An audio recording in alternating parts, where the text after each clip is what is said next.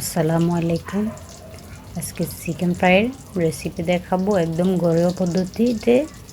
সবগুলো মশলা ঘরোয়া পদ্ধতিতে দিয়ে চিকেন ফ্রাইটা আমি মশলাটা দেখাবো কিভাবে চিকেন ফ্রাইটা আমরা তৈরি করি। দেখুন একদম সফট হয়েছে, খেতে দুর্দান্ত মজা হয়েছে। এখন আমি ভালো করে ধুয়ে নিয়েছি, একটু লেবু দিয়ে দিলাম। এখানে লেবুটা তুমি কেন দিছো?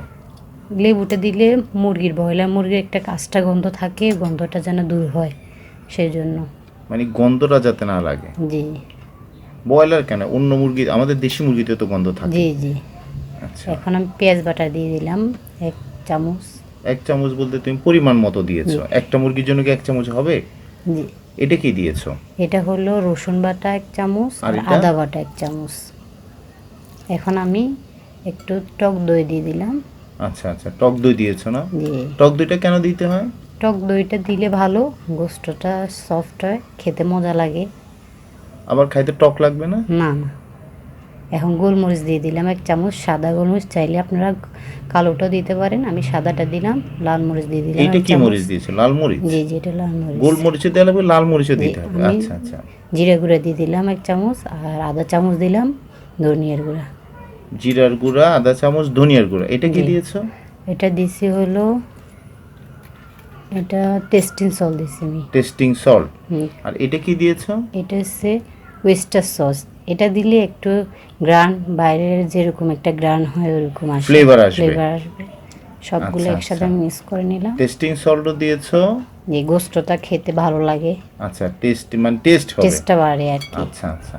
সবগুলো ঘরোয়া পদ্ধতি। আমি এখানে কিন্তু বাচ্চাদের জন্য বানাইছি, সেজন্য 2টা রান, আর সবগুলো আমি বুকের গোস্ত নিছি, হাড্ডি গোস্ত আমি নিই নি, আচ্ছা হাড্ডি আচ্ছা আলাদা করে ফেলছি। আচ্ছা। এখন আমি এগুলা মানে খুব সবগুলো, ভালোভাবে হ্যাঁ, মিশিয়ে নিতে হবে, তাই তো? মিশিয়ে যাতে দিই। মশলাটা প্রতিটা গোস্তের সঙ্গে যায়। জি, এখন আমি ঢেকে রাখবো। এটা ঢেকে রাখতে হবে কেন? এটা এখন আমি ফ্রিজে রেখে দিব নর্মালে। কতক্ষণ? এটা আমি 4 ঘন্টা রেখে দিয়েছি। আচ্ছা, 4 ঘন্টা রাখতে হবে। চাইলে এটা আপনারা যদি চিকেন ফ্রাইটা বানাইতে চান, তাহলে এটা আগের দিন সবগুলো মাখায় রাখলে পরের দিন বানাইলে বেশি খাইতে মজা হয়। এখন আমি নিয়ে নিলাম ময়দা 1 বাটি, আর নিলাম হলো কর্নফ্লাওয়ার আধা বাটি, লবণ নিয়ে নিলাম, মরিচ দিয়ে দিলাম পরিমাণ মতো, গোলমরিচ দিয়ে দিলাম, একটু জিরা গুঁড়া দিয়ে দিলাম, ভাজা জিরা, আর চিনি দিয়ে দিলাম একটু। সবগুলো আমি এখন, এই সবগুলো মিশ্রণকে তুমি একাত্রে মিশিয়ে নিতে হবে, তাই তো? এগুলো মিশিয়ে আলাদা করে রেখে দিব। আচ্ছা, এখন আমি এগুলা 4 মানে ঘন্টা পরে, ফ্রিজ থেকে তুমি নামার পরে আবার একটু মিশিয়ে নিচ্ছ? জি, আচ্ছা, মিশানোর পরে আমরা দেখি কি হবে। এখানে কি দিলে তুমি? এখানে একটা ডিম আর লবণ দিয়ে এটা ভালো করে ফাটিয়ে নেব। আর একটু দুধও দিলাম। দুধটা কেন দিয়েছো? দুধটা দিলে খেতে মজা লাগে। মানে পানির বোতলে দুধ দিয়ে দিলাম এমন না, হইতে পানি পারে? না, পানি দিলে হবে না। চাইলে ডিম দিলেও 2টা হতো, আমি ডিমটা একটা দিয়েছি, সেজন্য দুধটা দিয়ে দিলাম একটু। আচ্ছা আচ্ছা, তাহলে এই গোস্তটাকে প্রথমে এটাতে ভিজিয়ে নিতে হবে। জি, আচ্ছা আচ্ছা আচ্ছা। এভাবে করে নিলে খেতে মজা লাগে, আর এটা একটু হয়, মসমসে থাকে। তুমি মনে একসাথে দিয়ে গোস্তটা দিলে, একটু কেটে নিয়েছো যাতে মশলাটা ভিতরে ঢুকতে পারে? না হলে এটা কিন্তু মশলাটা ভিতরে ঢুকবে না। ঢুকবে না। এখন ওহো, আমি এগুলো ডিমের ভিতরে এগুলো নিয়ে তারপর একটু ময়দাতে, এখন ময়দাটা লাগাই নিব। এটা কিন্তু বুকের গোস, এটাতে নাই, হাড্ডি নেই। এখন আলাদা করে আমি একটা প্লেটে নিয়ে নিচ্ছি। ভালো করে এগুলারে মাখাই নিতে হবে, ময়দাটাকে কষলিয়ে কষলিয়ে, একদম বাইরের মতন, খেতে অনেক মজা হয়।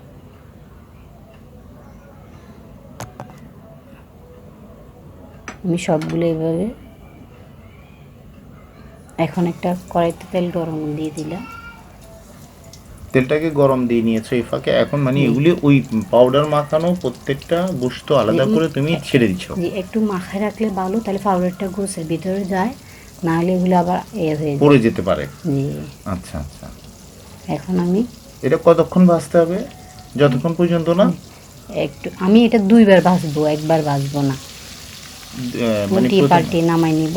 হ্যাঁ, এই গোসটা 2বার ভাজা করলে মজা হয় খেতে। একবার ভাজা করলে কি মজা হবে না? না, 1বার ভাজা করলে এটা মজা হয় না, চিকেন ফ্রাইটা 2বার করলে ভালো হয়। মানে প্রথমে একবার তুমি একবার আমি নাম করার পরে নামিয়ে ঠান্ডা করে রেখে ঠান্ডা করে আরেকবার। আরেকবার গরম দিব, হ্যাঁ ভাজা দিব, তাহলে গোশটা ভিতরে ইয়ে হয়,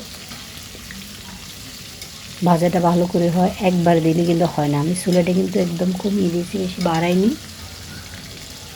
চিকেন ফ্রাই গোশটা অতিরিক্ত বাড়াইলে তো আগুন এটা চুলাটা বাড়াই দিলে পুড়ে যাবে, সেজন্য আমি একটু কমাই দিচ্ছি। এখন আমি নিয়ে ঠান্ডা করে নেব, একটা প্লেট আলাদা করে নিয়ে নিচ্ছি।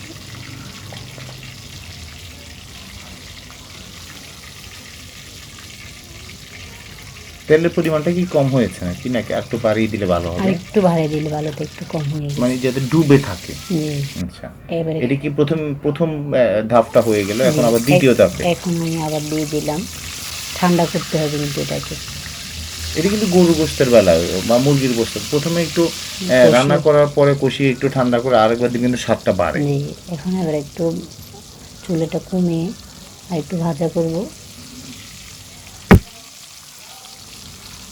একটু উল্টে পাল্টে দেবো। এটা বেশি ভাজা লাগে না, হালকা একটু ভাজা করলে হয়। কিন্তু তেলটা কম হয়েছে, মানে ডুবো তেল দিলে তাহলে আর একটু ভালো হতো। আর একটু মজা হতো।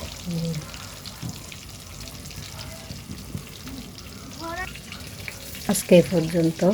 এই যে খুব মজা হয়েছে, দেখতেও খুব সুন্দর হয়েছে, খেতেও মনে হয় খুব আমি ভালো একটু লাগে। পোড়া পোড়া করছি। আচ্ছা, না পোড়া না করলে তো গোস্ত কাঁচা থাকলে মজা জি, থাকবে না। মজা লাগে না খেতে। তো পরবর্তী ভিডিও দেখার আমন্ত্রণ আপনাদের সবাইকে। আসসালামু আলাইকুম, আল্লাহ হাফেজ।